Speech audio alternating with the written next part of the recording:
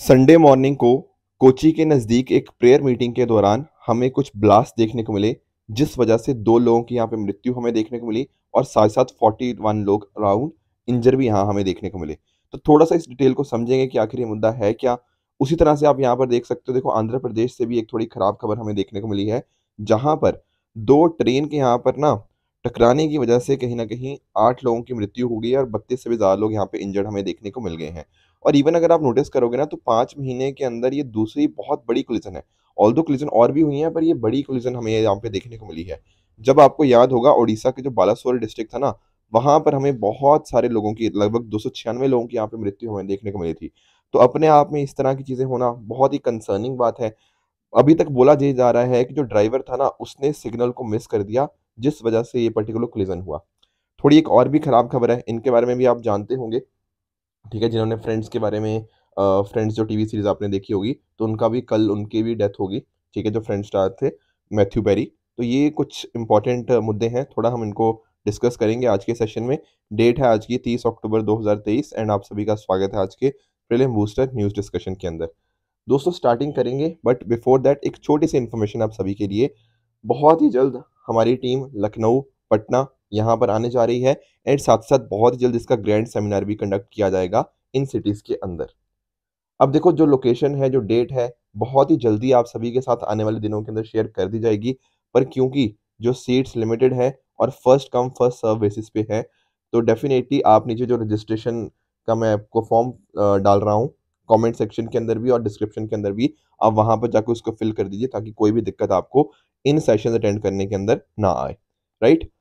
चलते हैं आगे, कोची ब्लास्ट के बारे में थोड़ा डिस्कस करते हैं। तो जैसा मैंने आपको बताया ना, कि कोची के हमें यहाँ पे एक जगह देखने को मिलती है, कोची के पास एर्नाकुलम, वहाँ पर एक एग्ज़ैक्ट लोकेशन है कलमेसरी, यहाँ पर हमें ब्लास्ट देखने को मिले हैं। ये आप लोकेशन भी आप देख पाओगे, ये रहा आपका कोची, यहाँ पर आपको एर्नाकुलम यहाँ पे आपको देखने को मिल जाएगा। तो इस पर्टिकुलर एरिया के पास में यहाँ पर ये ब्लास्ट हुए हैं। अब समझने की कोशिश करो, हो क्या रहा था यहाँ पे, एक ना कन्वेंशन सेंटर के ऊपर ब्लास्ट हुए हैं। मैं आपको समझाने की कोशिश करता हूँ। एक्चुअल में ना, ये जो ब्लास्ट है, यहाँ पर प्रेयर किसकी चल रही थी? जवोहा विटनेसेस की। अब ये क्या है सर जवोहा विटनेस? देखो समझो इस बात को, जैसे क्रिश्चियंस हैं, ठीक है? क्रिश्चियंस के अंदर आपको अलग-अलग सेक्ट देखने को मिल जाते हैं। आपका जैसे प्रोटेस्टेंट हो गया, ठीक है? कैथोलिक हो गया, ठीक है? उसी तरह से आपको एक सेक्ट देखने को मिलेगा जिसका नाम है जवोहा विटनेसेस। अब ये इसकी स्टार्टिंग हुई थी न्यूयॉर्क के अंदर 19th सेंचुरी के अंदर, यूएस के वॉरविक के अंदर इसका हेडक्वार्टर आपको देखने को मिल जाएगा। और ये जो बाकी क्रिश्चियंस हैं ना, उनसे काफ़ी ज़्यादा इनके डिफरेंसेस देखने को मिलते हैं। सर किस तरह के डिफरेंसेस? देखो डिफरेंसेस इस तरह से, जैसे फॉर एग्ज़ाम्पल ये क्रिसमस नहीं मनाते, ईस्टर नहीं मनाते। इनको ऐसा लगता है कि नहीं यार, इनके ओरिजिन ना एक्चुअल में क्रिश्चियनिटी से नहीं है, क्रिसमस और ईस्टर के। इस वजह से इसको ये सेलिब्रेट नहीं करते। ऊपर से ये जीसस क्राइस्ट के अंदर बिलीव तो करते हैं, बट अलमाइटी गॉड की तरह नहीं उनको मानते, ठीक है ना? एंड ऊपर से यहोवा का वर्शिप करते हैं as the true and almighty God the creator. तो जीसस क्राइस्ट को बोलते हैं king of God's kingdom in heaven, but ना कि अलमाइटी गॉड। साथ में अगर आप नोटिस करोगे, ये बाइबल के ऊपर रिलाई करते हैं, पर ये बिलीव नहीं करते जो होली ट्रिनिटी होती है, कि गॉड जो है ना, वो 3 इक्वल पर्सन्स के अंदर है, फादर, जो सन जीसस क्राइस्ट है और होली स्पिरिट। ज़्यादातर क्रिश्चियन इसी के अंदर मानते हैं, बट ये नहीं मानते। तो क्या आप ये चीज़ नोटिस कर पा रहे हो कि ये बाकी क्रिश्चियन से काफ़ी ज़्यादा आपको अलग देखने को मिल जाएँगे। अब ये जो इनकी सोच है ना, काफ़ी डिफरेंट है। और एक्चुअल में ना, जो बंदा अभी किडनैप नहीं, जो बंदा पकड़ा गया है, डोमिनिक मार्टिन, उसने भी ना अभी तक जो बताया है, उसने ये बोला है कि मैंने ये ब्लास्ट करवाया। क्यों करवाया ब्लास्ट? इन्हीं सभी कारणों की वजह से। दरअसल में ना, ये जो पर्सन की मैं बात कर रहा हूँ, डोमिनिक मार्टिन, इसका ये कहना है कि भाई ये जो जवोहा वाले हैं, जहोवा विटनेस वाले हैं, ये बहुत सारी एंटी नेशनल बातें करते हैं। अब आप लोग सोचोगे सर क्या ऐसी एंटी नेशनल बातें क्या करते हैं? जैसे फॉर एग्ज़ाम्पल जौहा वालों का मानना है कि हम ना किसी नेशनल, हम फ्लैग के अंदर या फिर एंथम के अंदर, इन सब चीज़ों के अंदर नहीं मानते। तो इस वजह से ये हमारा जैसे नेशनल एंथम है, उसको नहीं, उसको गाने से मना कर देते हैं। डिफेंस सर्विसेज़ को हम जॉइन नहीं करेंगे, हम, ठीक है ना? इस तरह की चीज़ें। तो ये सारी पॉइंट्स जो है ना, इसको लगता है, इस पर्सन को, डोमिनिक मार्टिन को, कि भैया ये तो एंटी नेशनल चीज़ें हैं, दे इन लोगों को ज्वाइन करनी चाहिए, यहाँ पे डिफेंस सर्विसेज हो गया, नेशनल एंथम को गाना चाहिए। ये इस तरह की रॉन्ग आइडियोलॉजी खुद भी प्रैक्टिस कर रहे हैं और लोगों को भी आगे बता रहे हैं, तो ये चीज़ गलत है, ऐसा इसका मानना है। अभी देखो एनआईए इसको इन्वेस्टिगेट करेगी, पूरा देखेगी कि क्या ये बंदा जो बोल रहा है सही बोल रहा है, इसी ने ब्लास्ट कराए हैं, या ये फालतू में बस ऐसे ही बात बात कर रहा है। ठीक है, तो काउंटर टेररिज्म ऑपरेशंस के अंदर ये एनआईए यहाँ पे काम करेगी, तो ये सारी बातें आपको थोड़ी बहुत इसके रिगार्डिंग पता होनी चाहिए कि जो वहाँ विटनेसेस होते क्या हैं, एंड बाकी सारी चीज़ें भी यहाँ पर ऑलरेडी लिख रखी हैं। साथ ही साथ ना ये घर-घर जाके अपने आइडिया को प्रचार करते हैं, उसका लोगों को बताते हैं, ठीक है ना? कैसे दुनिया को ठीक करना है, ऐसा इनका यहाँ पर मानना है। साथ में ही आप नोटिस कर पाओगे इनकी कुछ बॉडीज़ भी है, वॉच टावर बाइबल हो गया, ट्रैक सोसाइटी हो गया पेंसिल्वेनिया की, तो ये कुछ इंपॉर्टेंट बॉडीज़ हैं इन सभी के रिगार्डिंग। जैसे मैं बता रहा था ना, फ्लैग को सैल्यूट नहीं करना, नेशनल एंथम के लिए खड़े ना होना, एक्टिविटीज़ के अंदर पार्टिसिपेट ना करना, ये सारी चीज़ें इनको देखने को मिल जाती हैं। साथ में ही ये ब्लड ट्रांसफ्यूजन को ना एक्सेप्ट नहीं करते, तो बिल्कुल मतलब क्रिश्चियनिटी से काफ़ी, जो बाकी सेक्ट्स है ना उनसे काफ़ी अलग आपको ये देखने को मिल जाएँगे। एंड इनफैक्ट ना यहाँ पर ये ऑलरेडी भी न्यूज़ में थे काफ़ी टाइम से। मैं आपको ना एक केस बताता हूँ, that is Bijoe Emmanuel versus state of Kerala. जिन लोगों ने पॉलिटी अच्छे से पढ़ी है ना, आई एम वेरी श्योर उन्होंने इस केस के बारे में बहुत अच्छे से पढ़ा भी होगा। देखो एक्चुअल में ना, अगर आप नोटिस करो, कुछ टाइम पहले एक चीज़ न्यूज़ में आई थी कि क्या जैसे मूवी चलती है, तो मूवी से पहले क्या नेशनल एंथम प्ले होगा या नहीं होगा? और नेशनल एंथम प्ले होगा तो क्या उसके लिए हमें खड़े होना ज़रूरी है या नहीं है? क्या हमें उसमें नेशनल एंथम को गाना ज़रूर है या नहीं है? तो ये सारे मुद्दे सुप्रीम कोर्ट में गए थे। तो सुप्रीम कोर्ट ने बोला कि हाँ, आपको नेशनल एंथम गाना ज़रूरी नहीं है, क्योंकि जेहोवा विटनेस का इनका खुद का कुछ रिलीजियस बिलीफ है। उस रिलीजियस बिलीफ के चलते अगर ये नहीं भी गाएँगे ना नेशनल एंथम, तो कोई दिक्कत नहीं है, ऐसा यहाँ पे सुप्रीम कोर्ट ने बोला था। बाकी और भी देखो, इनको freedom of religion, freedom of speech and expression यहाँ पे सुप्रीम कोर्ट द्वारा प्रोवाइडेड है, तो बहुत सारे केसेस इसके रिगार्डिंग भी हुए हैं। साथ ही साथ यहाँ पर एक बहुत इंपॉर्टेंट लिवर ट्रांसप्लांट किया गया था, पर वहाँ पर ब्लड प्रोडक्ट्स को यूज़ नहीं किया गया। तो एक तरह से जो इनकी सोच है कि हम ब्लड ट्रांसफ्यूजन को एक्सेप्ट नहीं करेंगे, मेडिकल प्रोसीजर के लिए भी एक्सेप्ट नहीं करेंगे, तो वो चीज़ को इन्होंने यहाँ पे इंश्योर करते हुए सक्सेसफुल लिवर ट्रांसप्लांट भी किया। तो ये कुछ पॉइंट्स थे इनके बारे में जो आपको पता होने चाहिए। इंडिया में भी ये 1905 से अवेलेबल है, इंडिया के अंदर भी, और इनको लीगल रजिस्ट्रेशन जो था 1978 के अंदर यहाँ पे मिल गया। तो ये कुछ पॉइंट है with regards to this blast. अभी एनआईए इसके रिगार्डिंग इन्वेस्टिगेशन करेगी, और जो वहाँ के डीजीपी है ना, उन्होंने ये बोला है कि देखो, टिफ़िन बॉक्स के अंदर ना ऐसा बॉम्ब रखे गए थे, उसके माध्यम से यहाँ पे ब्लास्ट करवाए गए हैं। तो आने वाले दिनों के अंदर हमें और भी इसकी जो डिटेल्स हैं, वो आगे मिलती रहेंगी। एक इम्पॉर्टेंट चीज़ यहाँ पे और भी हुई है, ये यहाँ पर इस पर्सन को देखो, इसका नाम है खालिद मशाल। सर कौन है ये खालिद मशाल? देखो ये ना, हमास आप जानते होंगे, हमास के बारे में तो बहुत बार हमने ज़िक्र किया है। हमास का जब बना था हमास, उसके फाउंडिंग मेंबर्स में से एक है। तो आज के समय के ऊपर ना हमास का एक काफ़ी पावरफुल पर्सन है। तो अभी ये है कतर के अंदर, ठीक है? तो कतर से बैठे हुए ना, इसने क्या किया, इसने केरला के कुछ लोगों को, यहाँ पर ना केरला के अंदर एक मीटिंग हो रही थी, वहाँ पर उस मीटिंग के अंदर, जैसे ये देखो ना केरला का मल्लापुरम, वहाँ पर एक मीटिंग हो रही थी, प्रो पैलेस्टीन रैली, जहाँ पे पैलेस्टीन के रिगार्डिंग उसके फेवर किया जा रहा था और इज़राइल के अगेंस्ट यहाँ पे बातें करी जा रही थी। वहाँ पर इसने वर्चुअली एक मैसेज दिया। इसने बातें करी कि किस तरह से इज़राइल पैलेस्टाइन के ऊपर, ठीक है ना, अटैक्स कर रहा है, इज़राइल किस तरह से वहाँ के लोगों को मार रहा है, ये इस तरह की बातें इसने करी। और साथ में इसने ये भी बोला कि भाई, आप सब लोग घर से निकलो और कहीं न कहीं सड़कों पे जाओ और लोगों को बताओ इस चीज़ के बारे में कि इज़राइल क्या-क्या गलत कर रहा है। इसने ये भी बोला कि अपना गुस्सा अपनी जाके सड़कों के ऊपर दिखाओ।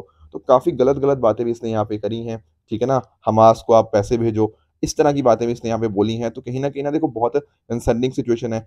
बहुत सारे लोग ऐसे भी हैं जो इस पर्टिकुलर चीज़ को केरला के ब्लास्ट के साथ मिलकर देख रहे हैं कि जो केरला के अंदर ब्लास्ट हुए, इसकी रैली से लोग भड़क भी गए हैं। तो एग्ज़ैक्ट अभी क्या रीज़न है, वो एनआईए देखो उसके रिगार्डिंग जाँच करेगी, पर डिफरेंट डिफरेंट व्यू पॉइंट्स थे, वो मैंने आपको यहाँ पे बता दिए, पर ये नाम आप ध्यान रखना, ये हमास के साथ यहाँ पे लिंक्ड है। अगले टॉपिक की तरफ चलते हैं, that is IMC, India mobile Congress. हमारे प्रधानमंत्री जी के द्वारा इसका 7th एडिशन जो है, वो दिल्ली का जो भारत मंडपम है, जहाँ पर G20 हुआ था ना, उस एरिया के ऊपर यहाँ पे आईएमसी का यहाँ पे 7th एडिशन यहाँ पे इनॉग्रेट किया गया। अब यहाँ पर है क्या, what is India mobile Congress? देखो यहाँ पर ना आप नोटिस करो, इंडिया के अंदर different different cutting edge technologies आज के टाइम के ऊपर डेवलप करने की कोशिश कर रहे हैं। फॉर एग्ज़ाम्पल आप बात करो, जैसे 5G की बात हो गया, तो इंडिया इस डायरेक्शन में कैसे आगे बढ़ सकता है, ठीक है ना? इंडिया देखो, मतलब कैसे टेलीकॉम के सेक्टर के अंदर और टेक्नोलॉजी के सेक्टर के अंदर और कैसे बेहतर चीज़ें करी जा सकती हैं, उसके रिगार्डिंग यहाँ पे अलग-अलग डिस्कशंस और बाकी चीज़ें यहाँ पे देखने को मिल जाती हैं, ताकि इंडिया मैन्युफैक्चरिंग, एक्सपोर्ट और इस डायरेक्शन में अच्छा काम कर पाए। ठीक है, तो पिछले 3 दिन इसका यहाँ पे हमारा चला और यहाँ पर थीम क्या थी? ग्लोबल डिजिटल इनोवेशन, इसकी यहाँ पे थीम हमें यहाँ पे देखने को मिली। इसके साथ ही प्रधानमंत्री जी ने 100 5G यूज़ केस लैब्स भी यहाँ पर एजुकेशनल इंस्टीट्यूशंस को दी। बेसिकली पॉइंट पता क्या था? अब इतने सारे 100 यहाँ पे दी गई हैं, तो यहाँ पर ना आपके जो स्टूडेंट्स हैं, स्टार्टअप कम्युनिटीज़ हैं, वो इन पर्टिकुलर यूज़ केस लैब्स को यूज़ करेंगे एंड कहीं न उससे नई-नई एप्लीकेशंस 5G की निकल के आएँगी एंड उनको हम अलग-अलग सेक्टर जैसे फॉर एग्ज़ाम्पल एजुकेशन, हेल्थ, ठीक है, पावर, अर्बन मैनेजमेंट, इनके अंदर यूज़ कर पाएँगे। तो ये पॉइंट्स भी आपको आईएमसी के रिगार्डिंग कुछ पता होने चाहिए। अगले टॉपिक की तरफ चलते हैं, that is government preparing to release vision India 2047 document. देखो मैं आपको इसको समझाने की कोशिश करता हूँ। हमारे प्रधानमंत्री जी ने बोला हुआ है ना कि 2047 तक हम इंडिया को क्या बना देंगे? एक डेवलप्ड नेशन बना देंगे। अब देखो कहने से तो कुछ नहीं हो जाएगा, कहीं न कहीं ये भी करना पड़ेगा ना कि कैसे बनाएँगे भैया? कुछ रोड मैप है या नहीं है? क्या-क्या चीज़ें हमें करनी पड़ेंगी? तो वही एक डॉक्यूमेंट उसके लिए बनाया जा रहा है, विज़न इंडिया 2047, कि वहाँ तक हम आखिर डेवलप्ड नेशन की तरफ पहुँचेंगे कैसे? और यहाँ पर ना एक मुद्दा उठा है, that is middle income trap का। मैं इस मुद्दे को आपको थोड़ा समझाता हूँ कि आखिर मिडल इनकम ट्रैप होता क्या है। एक्चुअल में ना आप नोटिस करना, कंट्रीज़ पता क्या होती हैं, कई बार ना शुरू में काफ़ी उनकी हालत ख़राब होती है, फिर धीरे-धीरे वो काफ़ी तेज़ी से इम्प्रूव करती हैं। फिर एक टाइम आता है, वहाँ से उनकी ग्रोथ ना बहुत तेज़ी से नहीं बढ़ पाती, ग्रोथ स्टैग्नेट सी हो जाती है। तो एक्चुअल में ना दुनिया भर में ये चीज़ देखी गई है कि काफ़ी बार ना कंट्रीज़ पर कैपिटा इनकम के अंदर ना 5,000 हो गया या 6,000 यूएस डॉलर पर कैपिटा तक पहुँच जाती हैं। पर इसके बाद उनका तेज़ मूव करना मुश्किल हो जाता है। जैसे अभी भी आप नोटिस करो, इंडिया 7%, 8% इस तरह से ग्रो कर रहा है। पर क्या हम हमेशा ही ऐसे ग्रो करते रहेंगे? नहीं, एक टाइम आएगा जब हमारी ना ग्रोथ रेट ये धीरे-धीरे कम होती रहेगी। तो इंडिया भी ना इस चीज़ के अंदर फँस सकता है कि यहाँ तक हम शायद थोड़े टाइम के अंदर पहुँच जाएँगे। उसके बाद ग्रो करना इंडिया के लिए, पर कैपिटा इनकम को ग्रो करना अपने आप में काफ़ी चैलेंजिंग हो सकता है।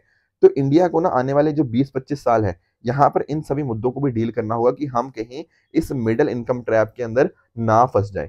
पिछले वाले टाइम्स के अंदर ना हमने काफ़ी अच्छे काम किए हैं। जैसे फॉर एग्ज़ाम्पल इलेक्ट्रिसिटी, सड़कें हो गया, रोड्स हो गया, ये सारी चीज़ें हमने अच्छे से काम करी हैं। पर अभी बहुत सारी और चीज़ों को काम करना है। यहाँ पर ना एक इम्पोर्टेंट डेटा भी आपके लिए इम्पोर्टेंट है। जैसे इस बार ना यूपीएससी ने 2023 के प्रीलिम्स के अंदर ट्रेड डेटा पूछ लिया था। यहाँ पर आप नोटिस करो, यहाँ पर ग्लोबल जीडीपी की जब हम बात करते हैं ना, तो 1991 के अंदर इंडिया दुनिया भर का सिर्फ 1.1% जीडीपी का में इंडिया का शेयर था। ठीक है, दुनिया की जितनी भी जीडीपी है, उसमें इंडिया का शेयर कितना था? 1.1%, 1991 के टाइम के ऊपर। अभी आज के टाइम के ऊपर ये 3.5% हो चुका है। तो इंडिया डेफ़िनिटली इस सेक्टर के अंदर अच्छा काम किया, इंडिया ने जीडीपी दुनिया भर के अंदर अच्छा काम किया है।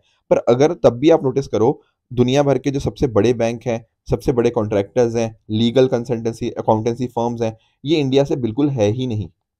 तो यहाँ पर इन सेक्टर्स के अंदर हमें यहाँ पे काम करने की ज़रूरत है। तो ये कुछ इंपॉर्टेंट डेटा एंड किस तरह से हम यहाँ पर पहुँचना चाहते हैं और इंडिया 2047 तक कैसे 30 ट्रिलियन डॉलर इकॉनमी बन सकता है और पर कैपिटा इनकम 18,000 से 20,000 डॉलर की हो सकती है। यही विज़न इंडिया 2047 का डॉक्यूमेंट है, क्या-क्या चीज़ें करनी चाहिए। तो आने वाले दिनों के अंदर वो रिलीज़ होगा एंड अकॉर्डिंगली इसके बारे में और इन्फॉर्मेशन मिलेगी। बट आई होप आपको मिडल इनकम ट्रैप एंड साथ ही साथ ये जो डेटा था और बाकी चीज़ें यहाँ पे अच्छे से पता लग गई होंगी। नेक्स्ट टॉपिक की तरफ आगे बढ़ते हैं, that is section 67 of information technology act. देखो आईटी एक्ट के बारे में ना आप जानते होंगे। थोड़ा ना पहले मैं आपको केस समझा देता हूँ कि केस हुआ क्या था। देखो एक्चुअल में ना एक पर्सन था, ठीक है ना? उसने फेसबुक या ट्विटर व्हाटएवर जो भी आप कहना चाहो, फेसबुक के ऊपर ना एक पोस्ट को लाइक कर दिया। आप लोग भी यूज़ करते होंगे फेसबुक वगैरह, उसपे भी आप लोग भी लाइक कर देते होंगे। अब इस बंदे ने फेसबुक के ऊपर एक पोस्ट लाइक कर दी और वहाँ की जो यूपी की गवर्नमेंट है ना, जो यूपी की सॉरी पुलिस है, यूपी की पुलिस ने इस बंदे को गिरफ्तार कर लिया। आप लोग सोच रहे होंगे सर लाइक करने पे गिरफ्तार कर लिया? हाँ जी, बिल्कुल। एक्चुअली हुआ क्या था ना, ये जो पोस्ट थी ना जिसको इसने लाइक किया, उसमें लिखा गया था कि आप सभी लोग मतलब इकट्ठे हो, ठीक है ना? आप लोग एक रैली करो, इस तरह की चीज़ें। और वहाँ पे फिर 600-700 लोग इकट्ठे हो गए, ठीक है ना? और कहीं न कहीं फिर इससे ना वहाँ की पीस हो गया या सिक्योरिटी हो गया, उसको एक खतरा पैदा हो गया था। ठीक है ना? एग्ज़ैक्ट हुआ नहीं है बट हो एक चांसेस बनते हैं ना, जब इतने सारे लोग इकट्ठे हो जाते हैं। तो फिर वहाँ की पुलिस का मानना था कि भाई साहब इस बंदे ने ना इस पोस्ट को लाइक किया है एंड कहीं न कहीं इस वजह से पीस एंड सिक्योरिटी वहाँ पे दिक्कत में आ चुकी है। तो यहाँ पर इन्होंने पता क्या किया? इन्होंने सेक्शन 67 का यूज़ किया, वहाँ की पुलिस ने। फिर ये मुद्दा गया कोर्ट के अंदर, तो कोर्ट ने बोला भैया नहीं, लाइक से मतलब ऐसा नहीं होता है। लाइक से आप ये चीज़ नहीं कर सकते। एक होता है लाइक करना, एक होता है ट्वीट करना या शेयर करना। अब वहाँ की जो कोर्ट है ना, कोर्ट ने ये बात बोली है कि आप यहाँ पर जो वर्ड है ना ट्रांसमिशन, ट्रांसमिशन मतलब किसी चीज को आप आगे फॉरवर्ड कर रहे हो, किसी को आप ट्रांसमिट कर रहे हो। एक होता है, देखो समझने की कोशिश करना, लाइक्स के तो क्या हुआ, लाइक से आपके ना आपने आपने वो इन्फॉर्मेशन आगे थोड़ी पास ऑन करी है। पर जब आप किसी चीज को शेयर करते हो, जब आप किसी चीज को रीट्वीट करते हो, तब आप वो इन्फॉर्मेशन बाकी और लोगों को फॉरवर्ड कर रहे हो, आप बाकी लोगों को पहुंचा रहे हो। तो अगर मान लो इस पोस्ट के अंदर ये भी लिखा हुआ है कि सब लोग इकट्ठे हो जाओ, इकट्ठे मिलकर सरकार के अगेंस्ट प्रोटेस्ट करते हैं, तो यहाँ पर आप लाइक करने से आप उस इन्फॉर्मेशन को आगे नहीं पहुंचा रहे। पर अगर आप उसी इन्फॉर्मेशन को शेयर कर दोगे, उसी पोस्ट को ट्वीट कर दोगे, तो उस इन्फॉर्मेशन को आगे पहुंचा रहे हो। तो कल को अगर सरकार को लगता है कि यार ये चीज ठीक नहीं थी, तब अगर आपने इसको शेयर किया है ना, तब आपके ऊपर कार्रवाई हो सकती है। पर लाइक वगैरह करने के ऊपर आपके ऊपर कोई कार्रवाई नहीं हो सकती, ऐसा यहाँ पे कोर्ट ने बोला हुआ है। कोर्ट ने इनफैक्ट ना वहाँ की पुलिस को भी थोड़ा सुनाया कि देखो यहाँ पर सेक्शन 67 के अंदर ये जो लिखा गया है, ये ठीक है ना, ऑब्सीन कंटेंट के रिगार्डिंग यहाँ पे लिखा गया है, पर आप सेक्शन 67 का केस लगाए जा रहे हो। तो ये कुछ कंसर्न्स थे। बट ओवरऑल हमें आईटी एक्ट को थोड़ा समझ लेना चाहिए कि आईटी एक्ट के अंदर होता क्या है।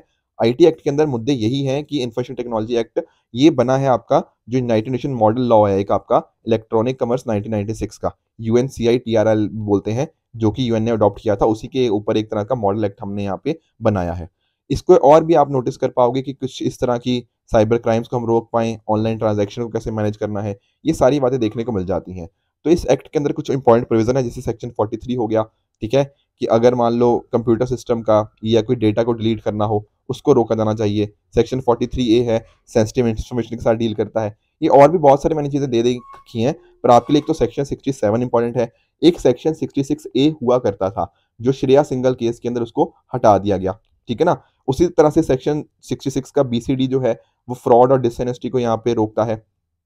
प्राइवेसी के रिगार्डिंग यहाँ पे सेक्शन 66E है, तो ये कुछ इंपॉर्टेंट है। उसी तरह से सेक्शन 79 जो है ना, ये भी अपने आप में इंपॉर्टेंट था। ये क्या बोलता है कि कोई भी इंटरमीडियरी को लीगली आप होल्ड नहीं करोगे for any information posted on that platform. कहने का मतलब क्या, मान लो मैंने कुछ ट्विटर के ऊपर कुछ गलत मत लिख दिया, ठीक है ना, कुछ भी देश के विरोध कुछ कुछ भी बात लिख दी, तो क्या इसके लिए कौन रिस्पॉन्सिबल है? इसके लिए मैं रिस्पॉन्सिबल हूँ। इसके लिए भैया आप ट्विटर वाला बंदा को थोड़ी आप जेल में डाल दोगे। ये थोड़ी बोल दो कि भैया ट्विटर के प्लेटफॉर्म के ऊपर पोस्ट किया गया था, तो इसको जेल में डाल दो, नहीं। ये सेक्शन 79 का इंटरमीडिएट स्टेटस बोलता है। हालांकि अगर मान लो सरकार ट्विटर को बोलती है कि भैया इस पर्टिकुलर पोस्ट को हटा दो, और ट्विटर तब नहीं हटाता ना उसको, तब ट्विटर के ऊपर एक्शन लिया जा सकता है। तो ये सेक्शन 79 भी आपको यहाँ पे पता होना चाहिए। बट सेक्शन 67 सॉरी, न्यूज में था, एंड उसको हमने अकॉर्डिंगली डिस्कस भी कर लिया है। नेक्स्ट टॉपिक की तरफ चलते हैं, दैट इज सरस आजीविका मेला। अब ये क्या चीज़ है? देखो अभी ना गुड़गांव के अंदर, जो गुरुग्राम है बेसिकली, वहां पर 26 अक्टूबर से सरस आजीविका मेला स्टार्ट हो चुका है। आने वाले लगभग 15 दिन तक ये वहां पे मेला चलेगा। अब यहाँ पर होगा क्या इस मेले के अंदर? देखो मेजरली ना ये वुमेन एम्पावरमेंट का एक तरह से आप टूल मान सकते हो, बाकी भी हैं, बट मेजरली वुमेन का यहाँ पे मेजर चीज हमें यहाँ पे देखने को मिलती है। होता क्या है, जैसे फॉर एग्जांपल इंडिया के अंदर आपको अलग अलग सेल्फ हेल्प ग्रुप्स आपको देखने को मिल जाएंगे, कि बहुत सारी कुछ महिलाएं हैं, वो साथ में आती हैं, अपने पैसे को इकट्ठा करती हैं, अपने स्किल्स को इकट्ठा करती हैं, एंड फिर कहीं ना कहीं कुछ प्रोडक्ट्स बनाने की कोशिश करती हैं। जैसे फॉर एग्जांपल आपने हैंडीक्राफ्ट के बारे में सुना होगा, आप हैंडलूम प्रोडक्ट्स के बारे में जानते होंगे। तो यहाँ पर ना इस मेले के अंदर इन सभी के यहाँ पे प्रोडक्ट्स होंगे, वो कहीं ना कहीं यहाँ पे देखने को मिल जाएंगे। इंडिया के अलग अलग रीजन से यहाँ पे आपको लोग देखने को मिल जाएंगे, जो अलग अलग अपना आर्ट एंड क्राफ्ट हो गया, कुछ वर्कशॉप्स हो गया, मार्केटिंग स्किल्स कैसे इंप्रूव करने हैं, ठीक है ना। वर्कशॉप्स के अंदर और भी बहुत सारी चीज़ें, कि अपने सोशल मीडिया प्लेटफॉर्म्स को आप कैसे यूज़ कर सकते हो अपनी सेल्स को बढ़ाने के लिए। तो इस तरह की चीज़ें यहाँ पे इस पर्टिकुलर मेला के अंदर हमें यहाँ पे देखने को मिल जाएंगी। तो minister of state for rural development, उन्होंने यहाँ पे इसको इनॉग्रेट किया था। और यहाँ पर ये जो मेला है ना, ये दरअसल में आपका जो दीन दयाल अंत्योदय योजना, नेशनल रूरल लाइवलीहुड मिशन, जो कि मिनिस्ट्री ऑफ रूरल डेवलपमेंट का है, उसी का यहाँ पे इनिशिएटिव यहाँ पे आप देख पाओगे। तो ये कुछ इंपॉर्टेंट पॉइंट्स है, बिल्कुल बेसिक पॉइंट है इस मेला के रिगार्डिंग, जो आपको पता होने चाहिए। बेसिकली ना लोगों की इनकम कैसे बढ़ाई जा सकती है, वो सारे कंसर्न्स भी यहाँ पे देखने को मिल जाते हैं। उसी तरह से एक छोटा सा मुद्दा और है, resolution on Israel Hamas conflict. देखो दरअसल में सैटरडे को ये चीज़ हुई थी, ठीक है ना, फिर संडे को आप जानते हो प्रीलिम बूस्टर आता नहीं है, तो आज हम इसलिए आज इसको डिस्कस कर रहे हैं। इसको समझना आखिर की resolution on Israel Hamas conflict है क्या। अभी देखो जैसे इसराइल और हमास का हमें कॉन्फ्लिक्ट देखने को मिल ही रहा है।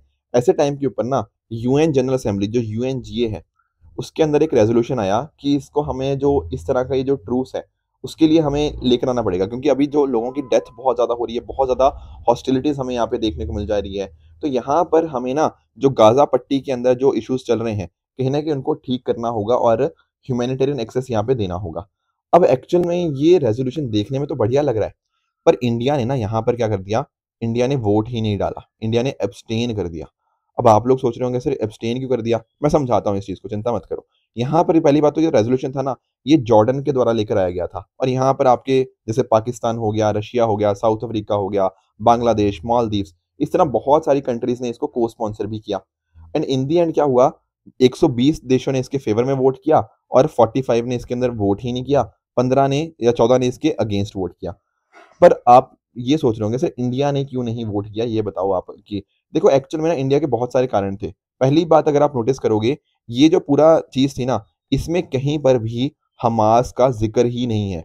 आप नोटिस करो आखिर ये लड़ाई जो स्टार्ट हुई, ये स्टार्टिंग तो हमास के द्वारा ही हुई ना, तो पहले हमको क्या करना चाहिए? हमें कंडेम करना चाहिए कि भैया जो इन्होंने स्टार्टिंग करी इस लड़ाई की, वो अपने आप में बहुत गलत है, अपने हिसाब से इन्होंने स्टार्ट कर दिया। तो जो 7 अक्टूबर को जो स्टार्टिंग हुई थी, उसका कहीं भी ज़िक्र ही नहीं है इस चीज़ के अंदर। दूसरी बात, यहाँ पर ना इस पर्टिकुलर रेज़ोल्यूशन के अंदर हॉस्टेज वर्ड का कहीं भी ज़िक्र नहीं है। जो लोग मतलब हॉस्टेज लेकर एक जगह से दूसरी जगह इनको ले जाया गया, उनके रिलीज़ की यहाँ पे प्रॉपर बात ही नहीं करी गई है। तो कुछ इस तरह की रिज़र्वेशन थी जिस वजह से इंडिया ने यहाँ पे इसके रिगार्डिंग एब्सटेन किया है। तो यहाँ पर ऑल्दो ये चीज़ पास तो हो चुकी है, ये रेज़ोल्यूशन हमें यहाँ पे देखने को मिल जाएगा यूएनजीए के अंदर, जहाँ पर ये चीज़ें हमें देखने को मिल जाएगी। बस एक बेसिक आइडिया मुझे आपको देना था कि इंडिया ने क्या वोटिंग करी है, तो आई होप वो चीज़ भी आपको समझ गए होंगे। ठीक है? तो आज के डिस्कशन के बेसिस के ऊपर ये मैं कुछ क्वेश्चन दे रहा हूँ, जिनका ट्रू और फॉल्स की फॉर्म के अंदर मुझे आप नीचे कमेंट्स में आंसर बताओगे।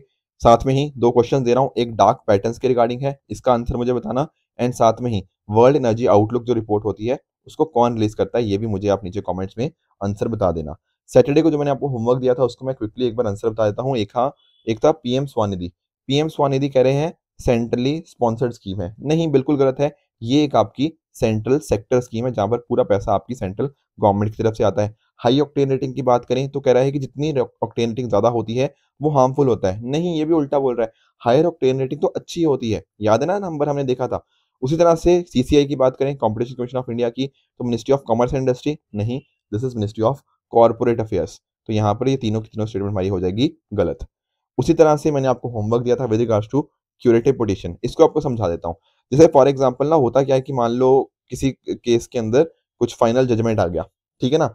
जब फाइनल जजमेंट आ गया, आपका सुप्रीम कोर्ट का जजमेंट आ गया मान लो लेट्स से, उसके बाद ना इसके ऊपर रिव्यू पिटीशन लगाई जा सकती है। मान लो रिव्यू पिटीशन भी आपकी खारिज होगी, फिर उसके बाद आ जाती है आपकी क्यूरेटिव पिटीशन। आपको याद होगा ना निर्भया वाला केस, उसमें यही इसी वजह से ना इतना लंबा टाइम लग गया था। पहले जजमेंट आ गई थी, फिर रिव्यू पिटीशन गई, फिर क्यूरेटिव पिटीशन गई, इस तरह से। अब आप लोग सोच रहे होंगे सर चलो ठीक है, जजमेंट आने के बाद रिव्यू पिटीशन कर दिया, पर क्यूरेटिव पिटीशन देने का क्या पॉइंट है? देखो पॉइंट यही है कि किसी भी तरह का मिसकैरेज ऑफ जस्टिस नहीं होना चाहिए किसी के साथ भी। किसी को ऐसा नहीं लगना चाहिए कि उसके साथ प्रोसेस का अब्यूज़ हो चुका है, मतलब ताकि मतलब ना जस्टिस इंश्योर होना चाहिए, इसलिए क्यूरेटिव पिटीशन यहाँ पे है। ध्यान रखना हमारे इंडियन कॉन्स्टिट्यूशन के अंदर जो आर्टिकल 137 है ना, वही इस चीज़ को इंश्योर करता है कि क्यूरेटिव पिटीशन का वहाँ पे कॉन्सेप्ट इसी से आर्टिकल से सपोर्टेड हमें यहाँ पे देखने को मिल जाएगा। तो पहला बात जो कह रहा है कि क्यूरेटिव पिटीशन तब फाइल करी जाती है जब रिव्यू पिटीशन को उसको भी डिसमिस कर देगा, बिल्कुल ठीक बात है। एंड सेकंड स्टेटमेंट जो कह रहा है कि ये यूजुअली आपके जो जजेस होते हैं ना, वो चैम्बर में ही इसको डिसाइड कर लेते हैं, बिल्कुल ठीक बात है। ठीक है, तो यहाँ पे दोनों की दोनों स्टेटमेंट यहाँ पे क्या है, ऑप्शन नंबर सी करेक्ट हो जाएंगी। उसी तरह से जगन्नाथ टेम्पल के बारे में हम अगर डिस्कस करें, ये भी लास्ट वीक ही हमने डिस्कस किया था। यहाँ पर बोला जा रहा है कि इस पर्टिकुलर टेम्पल को क्लिंग स्टाइल ऑफ आर्किटेक्चर के अंदर यहाँ पे बिल्ड किया गया है। बिल्कुल ठीक बात है। देखो जब हम बात करते हैं ना उड़ीसा वाले एरिया की, तो वहाँ पर जो आर्किटेक्चर होता है ना, वो क्लिंग स्टाइल ऑफ आर्किटेक्चर हमें देखने को मिल जाता है। जैसे फॉर एग्जाम्पल आपने रेखा द्योल के बारे में सुना होगा, ठीक है ना? पीड़ा द्योल हो गया, ये सारी चीज़ें आपको यहाँ पे देखने को मिल जाएँगी। एक्चुअल में ना ये काफ़ी हद तक जो नागरा स्टाइल ऑफ टेम्पल आर्किटेक्चर ना, उसके साथ काफ़ी रिसेम्बल करता है। कुछ छोटे-मोटे चेंजेस हमें यहाँ पे देखने को मिल जाते हैं। दूसरा बोल रहा है कि ईस्टर्न गंगा डायनेस्टी के टाइम के ऊपर इसको बिल्ड किया गया था। बिल्कुल ठीक बात है। किंग जो है अनंत वर्मन चौदगंगा, ठीक है ना? तो उनके द्वारा ही यहाँ पे इसको बनाया गया था। तो यहाँ पर बिल्कुल यहाँ पे दोनों की दोनों स्टेटमेंट करेक्ट है। पर पूछा क्या था उसने नॉट करेक्ट, दोनों के दोनों आ जाएँगे option number D, neither one nor two. और भी इम्पोर्टेंट इन्फॉर्मेशन है, मैंने आपके साथ डिस्कस यहाँ पे कर रखी है। बाकी आप देख पाओगे जो जो हम बात कर रहे हैं यहाँ पे जगन्नाथ जी की, इसके अलावा द्वारका, बद्रीनाथ, रामेश्वर, ये इंडिया के जो 4 आपको यहाँ पे जो 4 धाम आपको देखने को मिल जाएँगे, यहाँ पे मैप के अंदर भी यहाँ पे आपको मिल जाएँगे। ठीक है ना? बाकी देखो डिस्कशन ऑलरेडी कर रखी है इसके ऊपर पूरी पूरी डिटेल के अंदर, पिछले लेक्चर्स अगर आपने देखे होंगे, तो यहाँ पर इन क्वेश्चन के माध्यम से हम बेसिकली उसकी एक रिवीजन ही कर रहे हैं। ठीक है फ्रेंड्स? तो ये थी आज की डिस्कशन। अगर आपको इस लेक्चर की पीडीएफ चाहिए तो आप हमारे Telegram channel PW only S official पे जाके इस लेक्चर की पीडीएफ को डाउनलोड कर सकते हो एंड अपनी प्रिपरेशन को और भी बेहतर बना सकते हो। आई होप आज का सेशन आप सभी को अच्छे से समझ आया होगा। इसी तरह से आप भी अपने एंड पे हार्डवर्क करते रहिए। Good bye and good luck.